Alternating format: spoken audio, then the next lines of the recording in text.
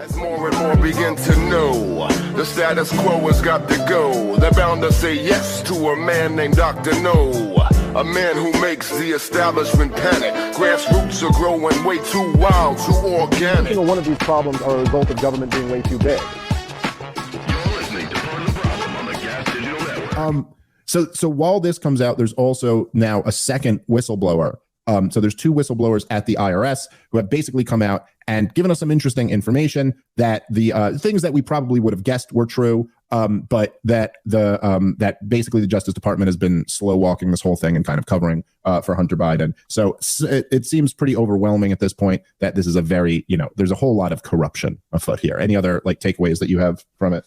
Well, I thought the most interesting claim was a conversation on WhatsApp between Hunter Biden and a Chinese partner, where at least Hunter was claiming that his dad was there waiting for the Chinese partner to make good on their end of the bargain and make the payments. Now, that could have been a total bluff, but in conjunction with everything else we've seen that does tie Joe Biden to Hunter Biden and, other evidence that exists of payments to Joe Biden in connection with Hunter Biden, I would have thought that a more robust investigation would have been forced upon the Justice Department. The IRS whistleblower is claiming, so they were basically, they had a criminal investigation going of Hunter Biden. And this is back in late 2019.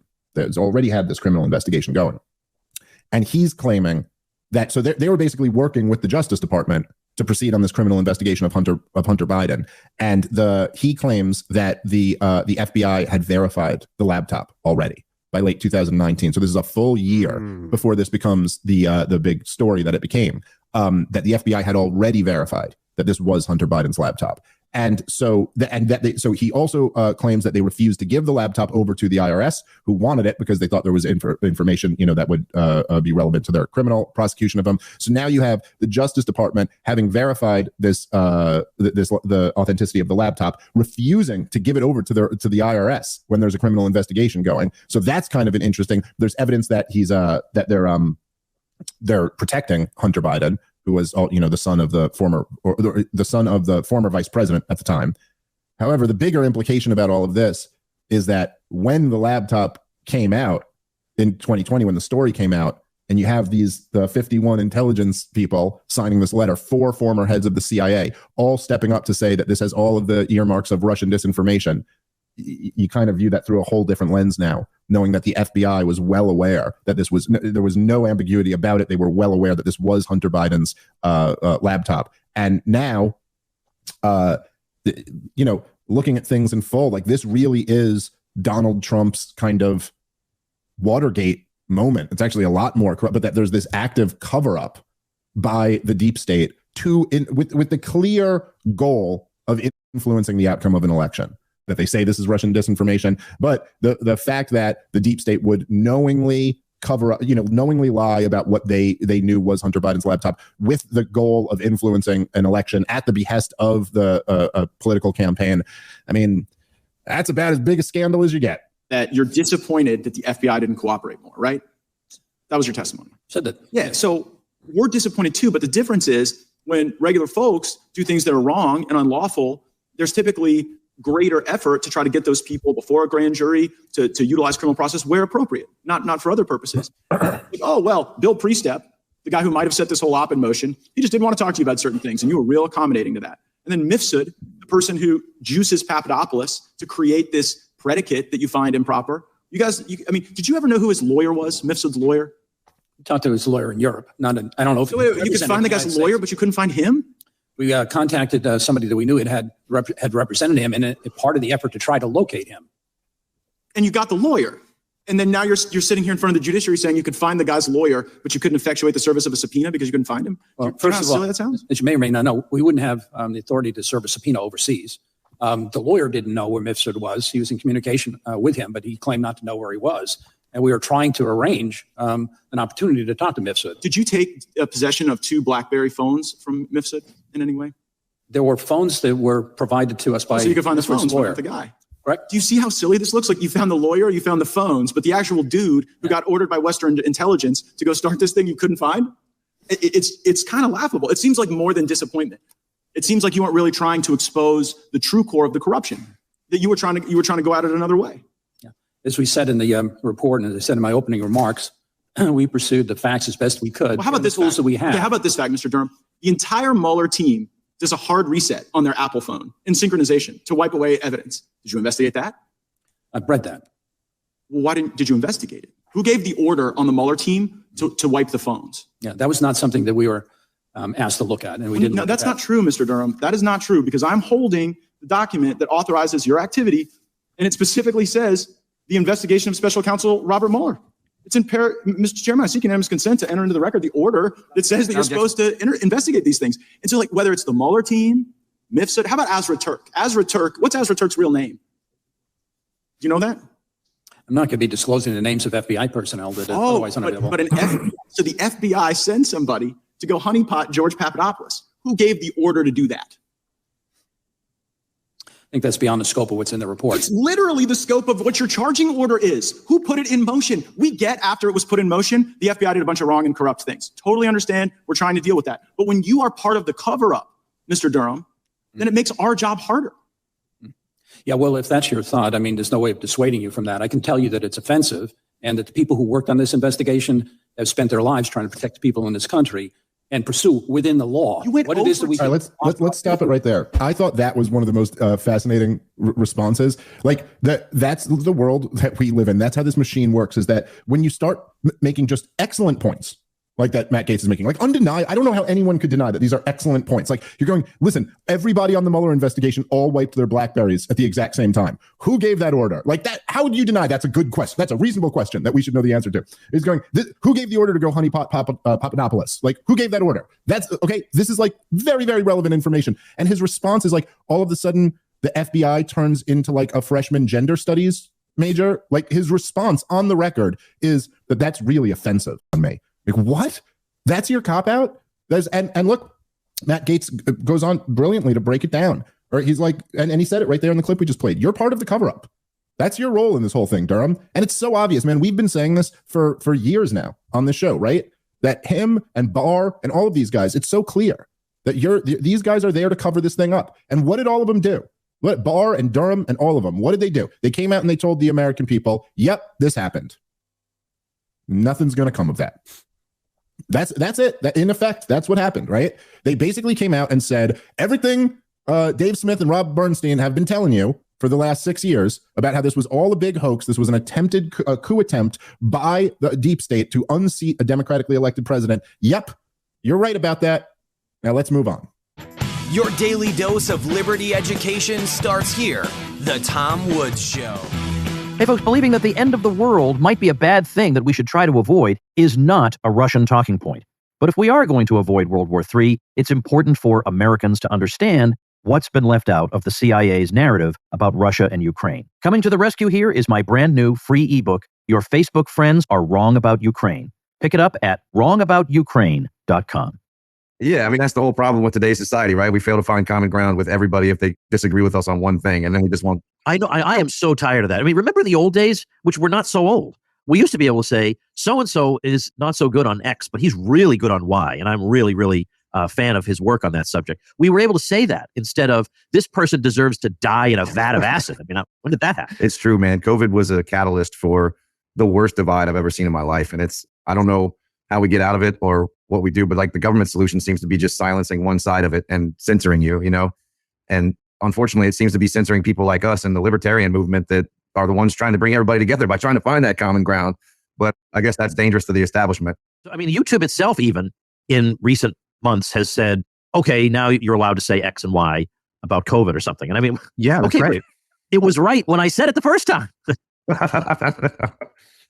So, I mean, yeah, they'll keep doing it. And, you keep hearing these bureaucrats in the EU talking about how we need to crack down on misinformation. But the thing is, at least a third of the world rolls its eyes when it hears the word misinformation, because we think you're obviously the biggest misinformation spreaders. So is this some kind of gaslighting campaign? Like, we all know you do nothing but lie 24 hours a day. We all know that. All you do is lie. Everybody knows that. Every comment section is filled with people exposing your lies. And you're telling me that I need to be protected from the lies of what? Alex Jones? Are you out of your mind? Yeah. Well, that was the catalyst, right? That was the frog in the pot, was Alex Jones. And like you said just now, there was no way to predict where this has gone. And now it's almost as if they're basically transitioning our reality into this weird state, or at least trying to, right? Like, we're told that there's no such thing as biological sex anymore, that sex is now a social construct. And if you challenge that, you're transphobic, despite even trans people coming out and saying these things, right? This entire movement to kind of disassemble reality is pretty scary. And that was like the next level. So it started with the censorship, right? And then now the very basic fabric of reality is being challenged. And there's so many people who believe it. And I know that they seem crazy to, like you said, the majority of people don't buy into this stuff, but these small minorities that actually do believe this are getting pretty dangerous and powerful. And the fact that they're going after children now at such an alarming and increasing rate, that's worrisome for sure. What do you think is this big push by this woke movement to go after children and confuse them about sexual orientation and tell them they can be 100 different genders? What do you think is behind all that? I've undergone a change in my thinking in that I did indeed used to think that some of what was happening in the world could be explained by stupidity. And I still think to some degree, we're not necessarily always dealing with the brightest bulbs out there, but whoever is actually running things is pretty bright, I think. I just honestly cannot believe that what we're seeing emerged purely organically, that people just spontaneously came upon these ideas and were so convinced because of their pure rationality that they adopted them. I just do not believe that that is the case. I think some people are probably useful idiots in this process, like people who teach in gender studies departments and stuff like that. Mm-hmm. But the thing I can't get over is this. If I wanted to disorient and demoralize a population, what kinds of things would I try to do to it? And then I look at what's actually happening in our society and I think, well, what would I do differently? I mean, I would probably do things like this. Now, that itself doesn't prove anything, but it's highly suggestive. And I'll give this example from a really conspiratorial guy, and that's Jack McManus. Jack was president of the John Birch Society for many years. He's 88 years old right now. He just wrote me a letter the other day. He's a great guy. I have no problem with Jack. I love him as a person. But I didn't really buy his whole thing about the Council on Foreign Relations. I thought he was putting the chicken before the egg here. I wasn't sure that that was really worth emphasizing, even though, yeah, of course, the CFR is full of terrible people. But it's not that the CFR, I think he's got it reversed, that, yeah, they bring terrible people onto the CFR. It's not that the CFR is like where all the bad ideas come from. It's that, yeah, they bring all the bad people on there in the first place. But anyway, that doesn't matter. That's not my point. My point is, I asked him about this once. I said, Jack, I just can't get past all the emphasis on conspiracy from you guys, because it doesn't have to be conspiracy. There are many other ways, easier ways to explain what's going on in the world. He said, all right, well, let me give you a thought experiment. If it weren't a conspiracy to do bad things and to transform the U.S. in bad ways, then wouldn't you think these people would do the right thing once in a while? Just once in a while, wouldn't they fall ass backwards into the right thing? But yet, you notice they don't? They never do. So if this were just doing random things because they don't know what they're doing, they're a bunch of goofballs, well, they would randomly, at random chance, would lead them into the right thing every once in a while. And you notice that never happens. What's the simplest explanation for that? Is that this isn't happening at random. They actually are trying to do bad things. It's not that they institute policies that have unintended consequences. You can only have unintended consequences so many times. After a while, even a government official figures out that policy A has outcome B. Why are they doing it? Oh, this policy makes people dependent on the government. What an unintended consequence. Really? Are you sure that's an unintended consequence? Or is that the kind of relationship the regime wants the public to have with it?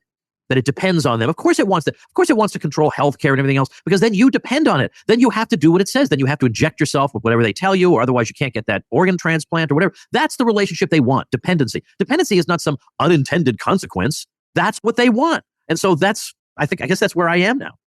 And thanks for touching on that. I know the trans agenda, trans movement subject is a bit sensitive. You know, a lot of people are pretty irrational when it comes to discourse about it, and it tends to be pretty divisive, unfortunately. And I personally have kind of taken a different stance on it. I don't have anything against anybody's individual rights as to who they want to be, who they want to show the world. But, you know, unfortunately, when they're trying to infer that we all have to accept and believe those same types of stances and that same mentality, that's where I have a problem. And it kind of goes along with what Matt was saying as well. You know, I mean, they're going to continue to keep feeding us bullshit until we actually stand up and say no more. And there's that George Orwell quote, "The party told you to reject the evidence of your eyes and ears. It was their final, most essential command."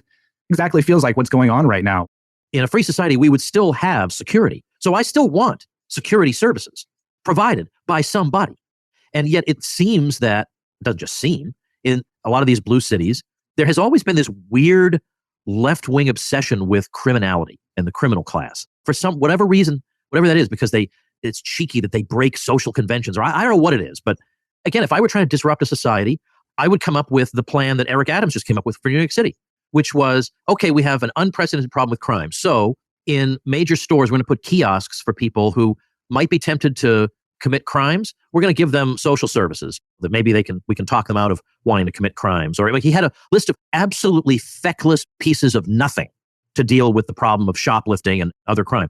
And then before, if somebody commits a crime, steals things, well, our initial response should be some social program or whatever. Well, then, anybody knows what that means for your city. Or shoplifting is up to a certain amount isn't really going to count for anything. Well, so then people are going to shoplift up to that amount. And when that spills over into my day-to-day life, because it means that a certain class of person that thinks a certain way, that thinks in antisocial ways, is going to be encouraged, whereas people who are decent and civilized are going to be deeply demoralized. And I kind of feel like that is where they want me to be. They want me to feel like it's hopeless. They want me to feel demoralized. They want me to feel like there's no point in even fighting anymore. I think that's what's happening. You run your mouth and I run my business, brother. You tell everybody I'm busted. You talk so much you got me disgusted. But you run your mouth and I run my business, brother. People go, oh, what, you think that if you actually think our guns are keeping the government in check? And I do believe that our guns do keep our government in check, because there's only so much tyranny that they could provoke upon us before people might go, hey, that's enough. And then you go, yeah, but drones and this and that. And then it's like, you know how much resources and rewards you would have to actually give to your military to back you if they're going to fight your own citizens? It's not that easy to pull off. If, as a warning, if you're seeing this, just make sure to share it with your friends, because, there's many developmentally disabled children out there. You never know what your developmentally disabled children might be doing online. And sometimes the autistic people, they get into different things. You get some autistic people, they get obsessed with trains. You get some autistic people, they get obsessed with ending the Fed. Different courses of autism seem to breed different kinds of interest. But you never know. You can't be home all day where you got to go work a job to know what your disabled child might be doing at home. And that's when they can fall victims to the Federal Bureau of Investigations, because they're sitting around and they need to make their own news. They're on the news every day talking about domestic terrorism. They're talking about children over here that want to join ISIS. They're talking about kids in the Bronx that want to blow up synagogues. They're talking about people that want to go out there and capture governors. They've got news stories. They're the premier news organization of the United States of America, where, they need to make sure that there's proper funding and that the world is afraid of domestic terrorism and different activities. And sometimes, entrapment's not easy. Sometimes it's not easy to convince Americans that they want to go blow up a synagogue or that they want to send $25 gift cards off to ISIS. It's not that easy to convince an American to grow a beard, get on a plane, decide that they don't want to get on a plane, call up the FBI and say, hey, listen, FBI, I've got a tip for you of someone who's been recruiting people on platforms. So the point is, it's on us to share the message. If you got any friends out there with kids that have developmental disabilities, they might not realize how at risk they are of ending up on a chat room talking to an FBI agent who might recruit them to join ISIS just so that they could pretend that there's a risk of American citizens who are interested in joining ISIS, and then create their own news so that they can continuously get funding and say, hey, that's a part of an ongoing investigation. Are you sure that you want the American people to be unsafe? Do you realize how many kids out there would be joining ISIS if it wasn't for us being online, policing all the activities of every American at all times? For those of you who are unaware of this story, maybe you think I'm just making some big joke. Here you go, from The Intercept. The FBI groomed a 16-year-old with brain development issues to become a terrorist. An undercover FBI agent befriended the teenager online. When he turned 18, he was arrested for supporting ISIS. You got this kid, he's getting bullied at school. He decides to stay home. He's wasting his time on the internet. And, I don't know, he goes on something. He wants to explore going over to ISIS. Maybe he learned about those ISIS brides. He figured, I can't get laid, but those ISIS brides, that's I'm not even going to say it, So he's considering going over to join ISIS. And so this FBI agent keeps going, yeah, that's a great idea, and you got to support our cause. And so he starts having him send $25 gift cards. So I guess that way he's actually taken action and he's responsible for it. And then they wait for when he's 18 and they try and convince him to actually go. And he realizes it's a bad idea. And then he calls up the FBI and tries to get money from the FBI to sell them the tip about their own FBI agent that's been trying to recruit him. And he went to jail for it. So, like I said, if you know any kids out there who might be developmentally challenged, just make sure that you're watching their online behavior. Make sure that you're keeping it wholesome. You want these kids to be into furries and trains and not into websites where they might be talking to FBI agents.